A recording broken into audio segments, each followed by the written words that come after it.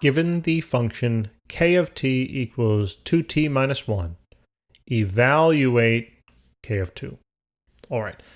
So for letter A here, basically when they're asking you to evaluate something, they are giving you the f of x value. Now, in this problem, it's not f of x, right? It's k of t, but who cares if it's f of x, k of t, doesn't really matter, all right? It has the same form. So that being the case, what we need to do is we need to follow the steps of our evaluation techniques, all right? So what we need to do first is let's just rewrite the function down. So it says k of t is equal to 2t minus 1.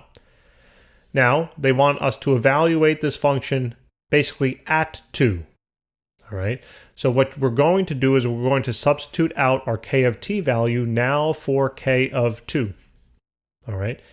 And that being the case, that means that now wherever on the right-hand side I find my t, I'm going to plug in 2 for it. According to my directions at the bottom, I'm using just generalized x's, okay? But instead of x in this problem, it's a t. But it doesn't matter, all right? X and t are just letters, all right? The process is the same. So now this will be 2 multiplied by our t value they indicated was 2, minus 1.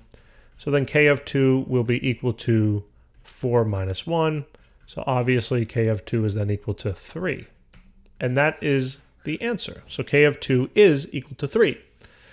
Now for letter B, it's asking us to solve k of t equal 7. Okay? So in other words, what they're asking us, we can kind of get rid of this k in terms of what they're asking. They're really saying solve for t. Okay, I'm going to rewrite this. They're saying solve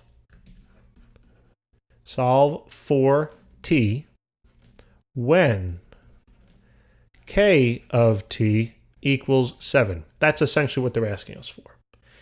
Now, when we reword it that way, okay, it makes it a little easier. So let's just rewrite the original function. So this is k of t is equal to 2t minus 1. And they want us to solve for t. So they want us to look for this variable when k of t, which is this, is equal to 7. So when I write this now, instead of writing k of t, I can write 7 because they told me what k of t is equal to, right? So if this k of t is the same thing as this k of t, which it is because it's k of t, and if this equals 7, then I know that this also equals 7, right? It's like the logic A equals B and B equals C, A will equal C. So this is just simply now 7. I can plug that in. And now we are asked to solve for t. So how do we do this? This is straightforward now, right? This is just add 1 to both sides. So now it's 8 is equal to 2t.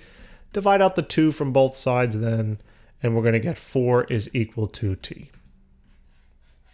And there you go.